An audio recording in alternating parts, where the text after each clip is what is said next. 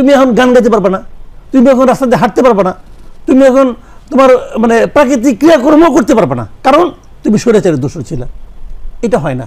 এখন যারা সচিব হিসেবে আছে গভর্নমেন্টের, এরা তখন কি করেছে? একটা ডিসিকে দেখেন তো, যে ডিসি নাকি আওয়ামী লীগের পক্ষে ছিল না, ইউপি চেয়ারম্যানে তো নৌকাপথে ডিলেশন করছে। সবগুলো সিটি কর্পোরেশন আপনি বাতিল করে দিলেন, চট্টগ্রামের শপথ করালেন কেন?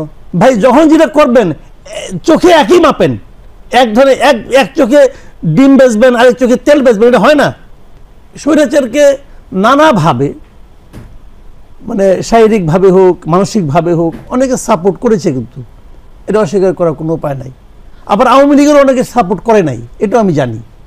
দুই দিকেই আছে।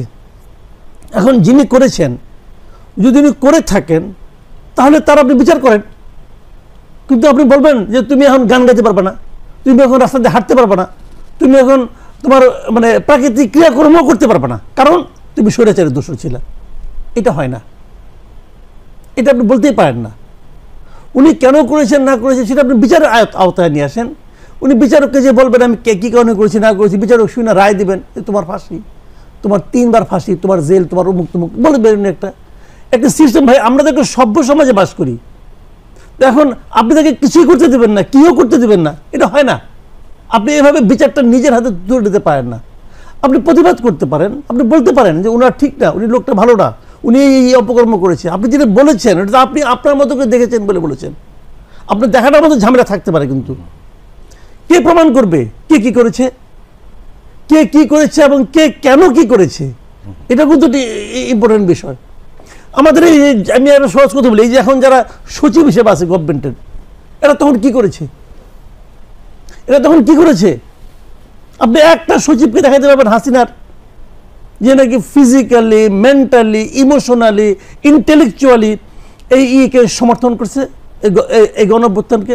তাদেরকে আপনি মেনে নিচ্ছেন না, তাদেরকে মেনে আপনার কাজ করতেছেন না, করতেছেন তো।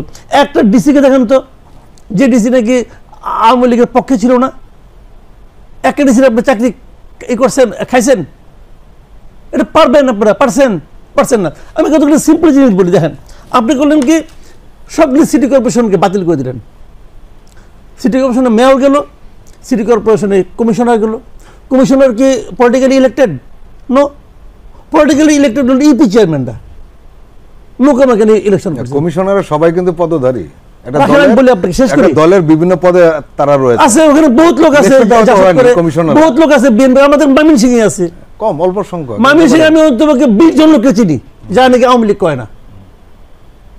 আপনার ময়মনসিংহে সেটা আপনার জানা হতে খবর নেন কালকে। তো আমি বলতে চাচ্ছি কি, শুনুন, পদধারী হওয়াটা কোনো অন্যায় না।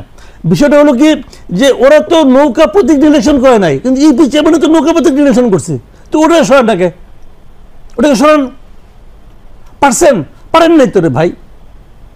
সবগুলো সিটি কর্পোরেশন আপনি বাতিল করে দিলেন, চট্টগ্রামের শপথ করালেন কেন? ভাই যখন যেটা করবেন চোখে একই মাপেন, এক ধরে এক চোখে ডিম বেচবেন, আরেক চোখে তেল বেচবেন, এটা হয় না। তো এই সমস্ত প্রশ্ন কিন্তু ভাই উঠবে। তাই আমার কথাটা হলো কি, আপনারা এগুলো দ্রুত বিচার করেন, ঝুলাই রাখেন না। ঝুলাই রাখলে পরেই সমস্যাগুলি বাড়তে থাকবে। গণহত্যার জন্য করেছেন, বিচার করছেন, বিচার বসাইছেন, শেখ হাসিনা বিচার করবেন, আমি খুশি। বিচার দ্রুত হয়ে গেলে হয় কি, তার পক্ষে বলার লোক কমে যায়। এই যে আদালতের রায়টার ভাই আমি কি করবো, এইগুলি দ্রুত করে যত আপনি ঝুলাই রাখবেন তত কিন্তু বিভেদগুলি আপনার বাড়তে থাকবে। এটা উচিত হবে না।